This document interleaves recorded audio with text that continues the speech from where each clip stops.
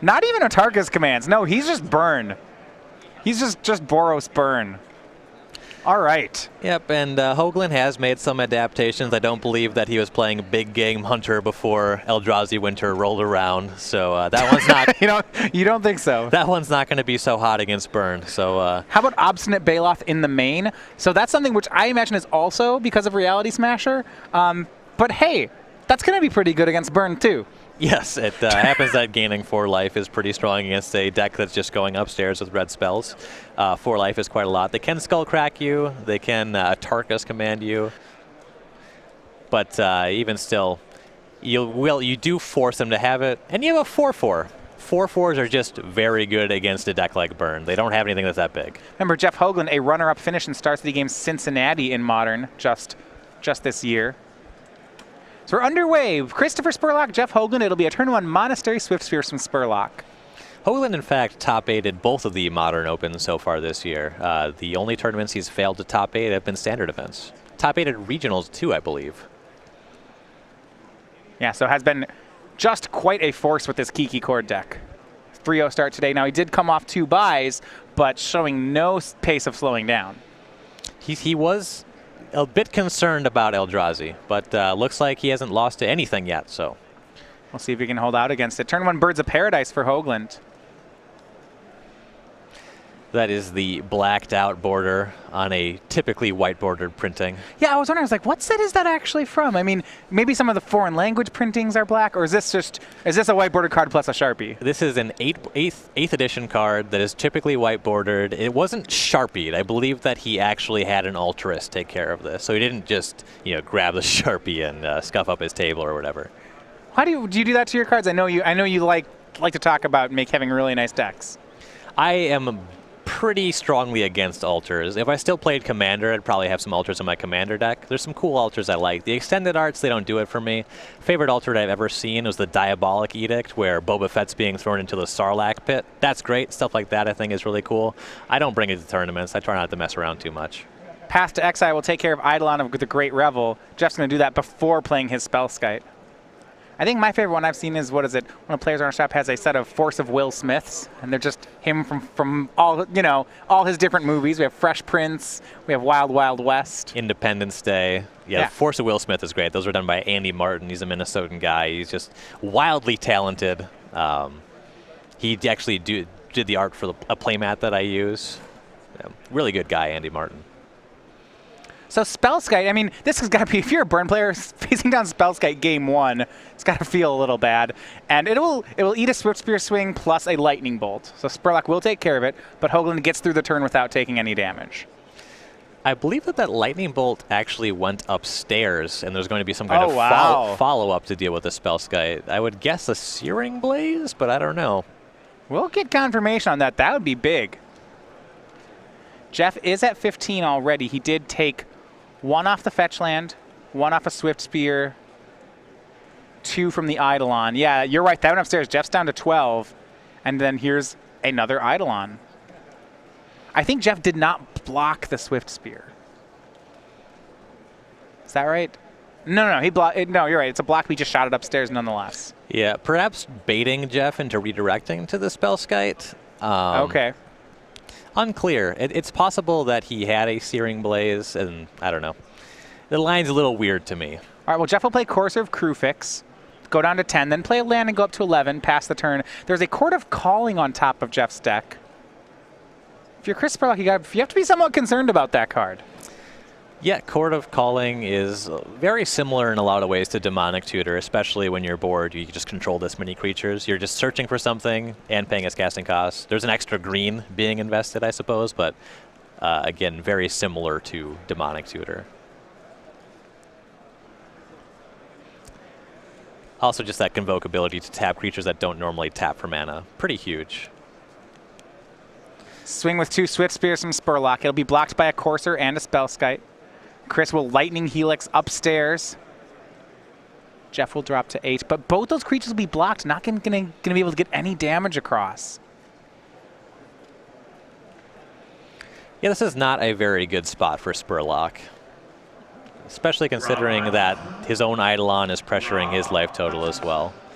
Your draft is ready to begin. Please The Birds of Paradise will also enable Jeff to generate blue mana to redirect to the Spellskite. The Courser Crewfix is going to gain life every turn. And Chord of Calling gets around this Eidolon of the Great Revel triggers. He's going to put a 2-mana creature into play here and not take any damage for his trouble. I was wondering if he's going to go for this one. This is one of Lone Missionary that he has in his deck. This common can be, kind of the bane of burn decks here. 2-1 for 2 that gains 4. It's one of those cards, you see it in some decks. The best comparison I have is to Rest for the Weary, where you look at it and you say, really? That's what we're up to, but in play here. Yeah, it's similar to Arishan Cleric in Standard. Right. In Standard, I'm a little more forgiving of the cards that people end up playing. Modern is a much wider format. Sure. Lava Spike will be sent at Jeff. Down to 9. Trigger some prowess again. But Spurlock is running out of cards here. Right. But he'll try again with the Swift Spears. Missionary won't be able to profitably block a Swift Spear. Does gain 2 life. What Jeff gets to choose is whether or not he wants to trade the Lone Missionary with a Swift Spear now, or whether he just wants to take 2. He looks like he'll take 2. Had he wanted to double block one of the Swift Spears, he could have had that play. Right, that was an option. Jeff goes to 7. No land yet. A lot of cards in hand. Chris with just 1 card in hand. Keeping the Missionary in play is pretty big for any future Restoration Angels. So that's probably the consideration we're seeing made there. Sure, that's pretty important. The Chord of Calling, the mana afforded by 4 creatures and the 3 lands is exactly enough to put a Restoration Angel into play as well. And Jeff plays 3 copies of Restoration Angel in this deck. If he just passes turn here with that Chord of Calling in hand, he'll be able to make some blocks, tap everything, Angel, blink the Missionary. Considering doing it main phase to avoid any top deck burn spells, which would just kill the Missionary. Yep. Jeff's just going to pass the turn. Certainly suggests the 3-4. Restoration Angel also just has a body that's extremely problematic for burn. We were talking about 4/4s being good. 3/4 is pretty good too. I believe Jeff also has a copy of Chord of Calling in hand. Right, I believe so as well. So right now he can chord for 4, so for that Angel if he needed to. He has an Eternal Witness in hand. The reason that you don't see him being fine just blocking with the Missionary and witnessing it back is he actually takes 4 damage to cast both of those spells. So yeah, Eidolon of the Great Revels does make that a difficult play. So he will end. Christopher Spurlock just passes the turn. Jeff will end step cast Chord of Calling for 4. Not going to get the PN Cure on Nalar, but yeah, look, I'm thinking we're going to see a Restoration Angel here. And we do. Going to target the Lone Missionary. Jeff will be back up to 11. This either gains 4 life or 3 life if Christopher has to Lightning Bolt the Missionary. So this is just going to be a good exchange for Jeff. Not to mention that the Spellskite would also just eat that Lightning Bolt. Draw for the turn was Voice of Resurgence. Jeff will play a land off the top for Courser. He'll go to 12. At this stage, I'm inclined to believe that Jeff has completely turned the corner. It's hard to imagine Christopher coming back from this. Yeah, well, these Monastery Swift Spears have just never been live this game. Right. They've attacked for 2 a couple of times, but they've just been getting blocked almost every time. And so once the Swift Spears came into play, Chris just had to deal all the damage with burn spells upstairs, and that's when cards like Courser of Crewfix, Lone Missionary, Restoration Angel have just done a great job. Yeah, Lone Missionary is responsible for 66% of Jeff's life total right now. Eternal Witness from Jeff. He'll go to 10. He's going to get back Chord of Calling again. 6 creatures and play 1 land. This is a chord for 7. More importantly, once it gets to 8, it can win the game. Right. And the Spellskite is still in play, so Jeff going and finding KikiJiki to go arbitrarily large with Restoration Angel should close out this game. Well, and he can also just Chord of Calling for another Restoration Angel and then get flickered either the Lone Missionary or the Eternal Witness, getting back Chord of Calling. I think Jeff has a very wide range of lines that win him this game. He does not have to necessarily go for the combo right now, but it does look safe. Lava Spike from Chris. Jeff will go to 7.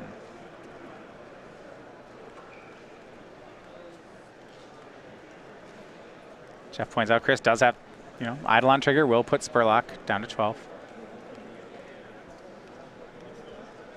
Jeff not even going to go. He's just going to save that chord to try to win the game here.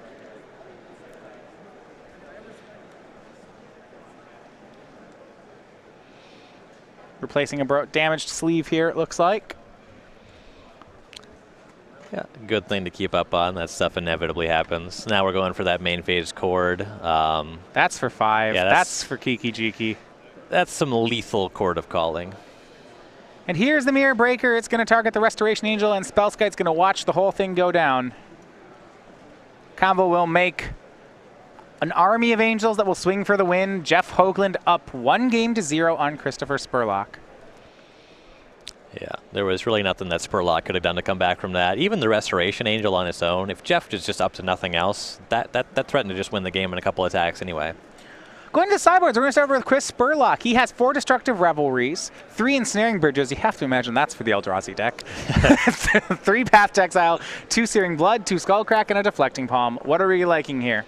So there's an argument for most of the cards in Spurlock's deck. I imagine we won't bring in Destructive Revelry. It does notably destroy Courser of Krufix, but and Spellskite, so maybe 1 or 2 copies. I'm not thinking we're going to see Ensnaring Bridge here. We just want to be beating down ourselves. Path to Exile is good. Jeff's deck is known for recurring a lot of things with Eternal Witness.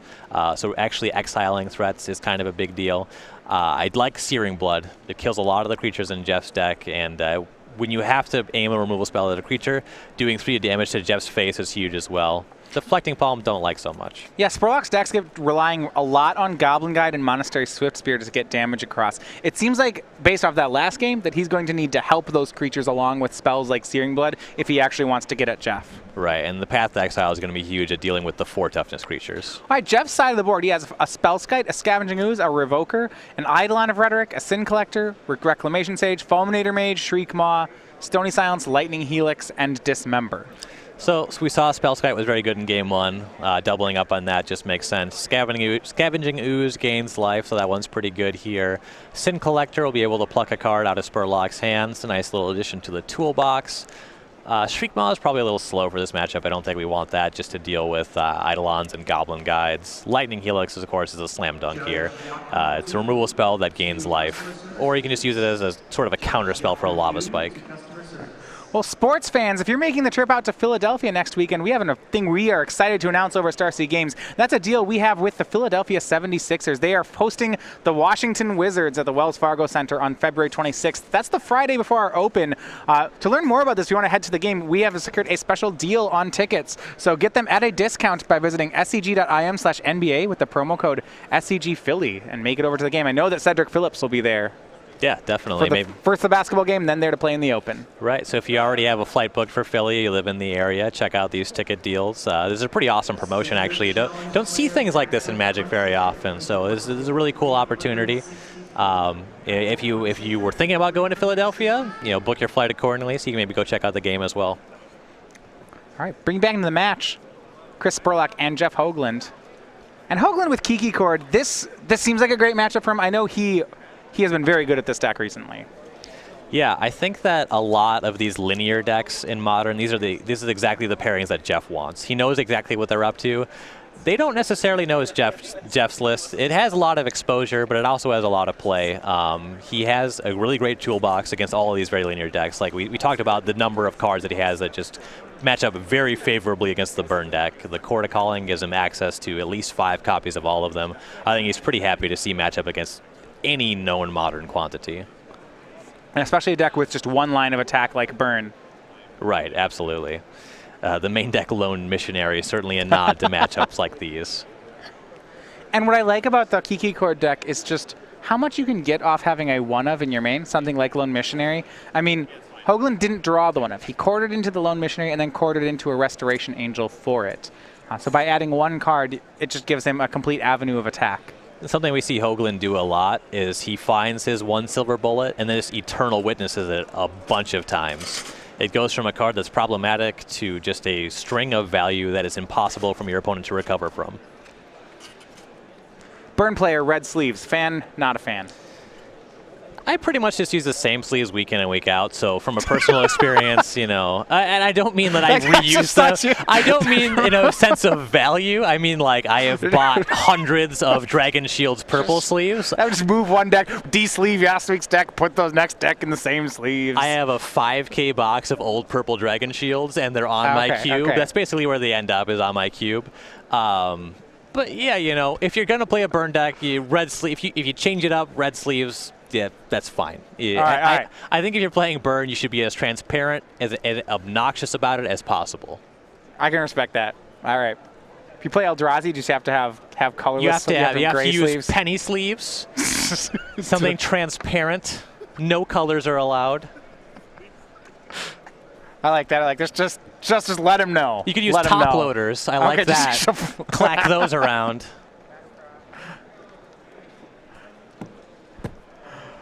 All right. I can't imagine trying to shuffle with top loaders. That sounds completely miserable. You always hear stories about vintage players, you know, trying to do that every once in a while.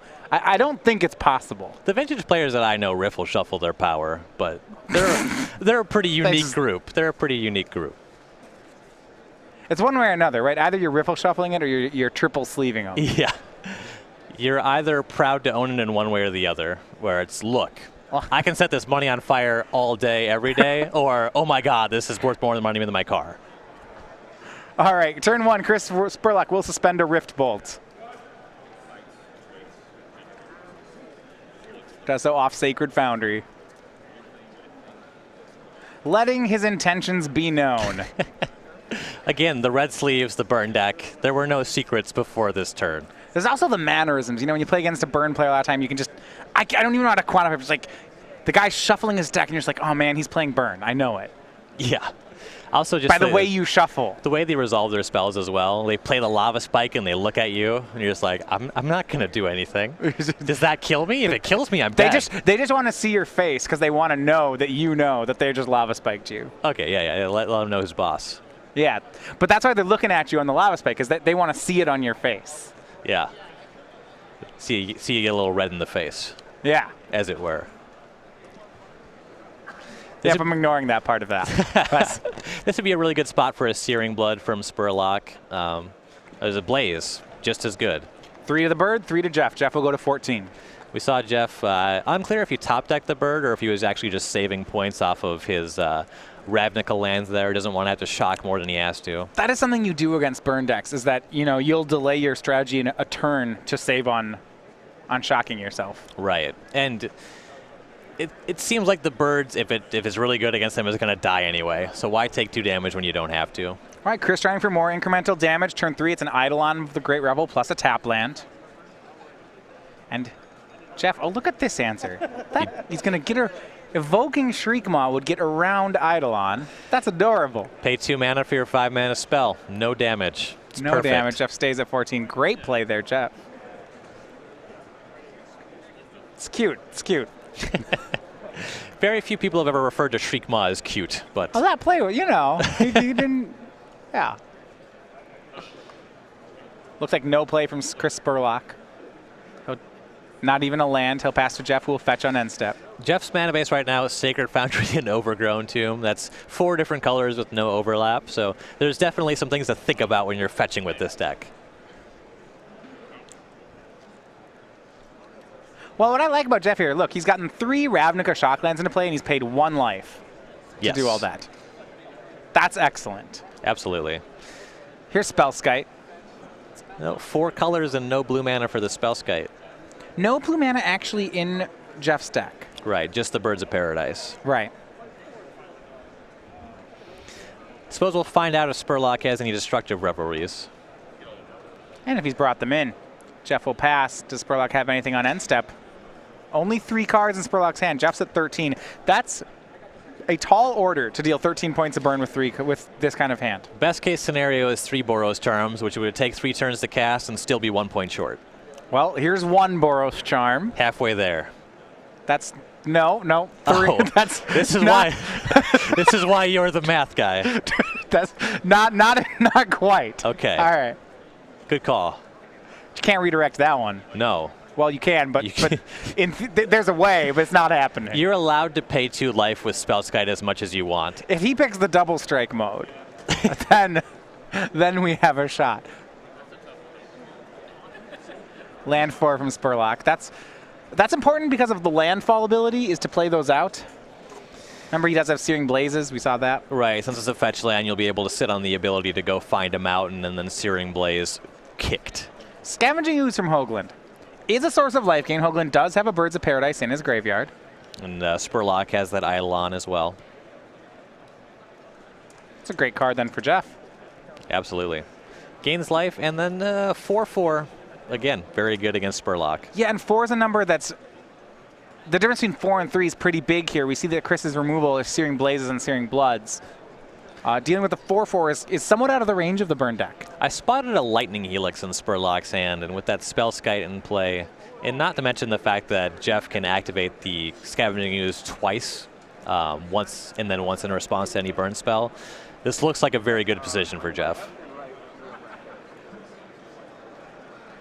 It's very difficult for Spurlock in this matchup because of how poor his creatures are. Yes. Top decking any creature at this point in time is really bad. He really just wants to rattle off a bunch of Boros Charms.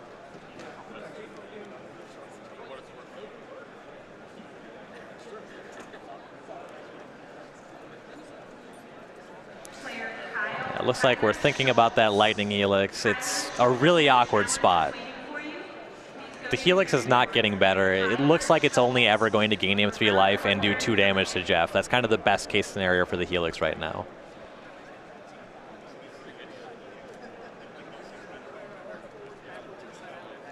Jeff will go ahead and eat the Birds of Paradise to bring the Scavenging Ooze up to a 4/4. He's now at 11. Go to Spurlock's turn.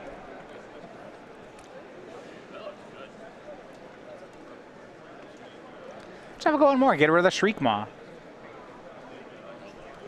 Yep, 5/5 here. Still a 4-turn clock, but pretty much any creature from Jeff would make this a 3-turn clock. So Jeff untaps. Spurlock will go ahead and go for the Path to Exile during Jeff's upkeep on Scavenging Ooze. And a big response here. Looks like Jeff can Restoration Angel the Ooze. So if it was bad before, it's a lot worse now. Jeff loses nothing.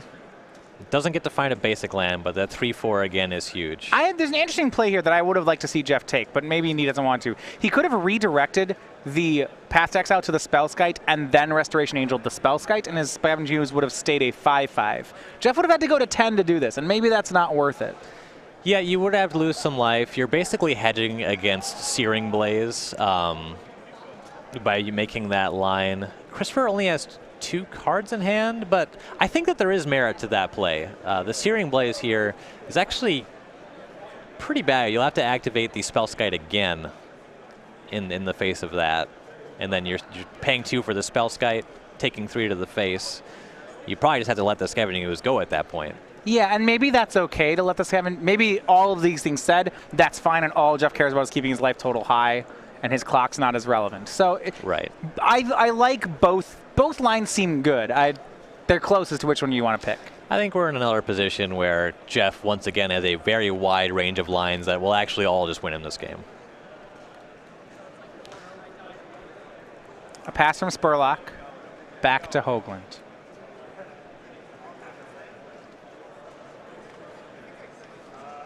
And it looks like another Chord of Calling. This one is going to be for the combo. He has the Spellskite protection again. It looks a lot like SCGKY.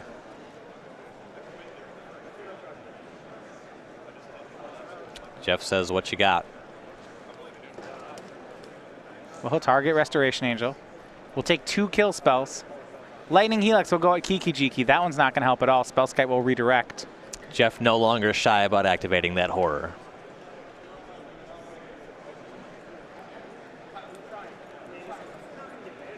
Lightning Bolt to SCGKY. Jeff will redirect again, go to 8. Spellskite's down. Does Chris have the 3rd removal spell? It's pretty much most of the stuff in his deck, though it does have to be Lightning Bolt specifically. Lightning Helix does not do it, so the combo will work. Jeff will get an Army of Angels and take the match 2-0. Yeah, I'm pretty sure that that's one of Jeff's better matchups in Modern. I mean, we saw a lot of his cards just match up very well against what the burn deck is trying to do. We saw Scavenging Ooze, Spellskite, even Restoration Angel just being a 3/4. His cards just match up extremely well in the matchup. Having a combo finish also is never going to hurt you in the Modern format. Yeah, so we're going to try to find you a second match, our backup match actually finishing just at the same time. So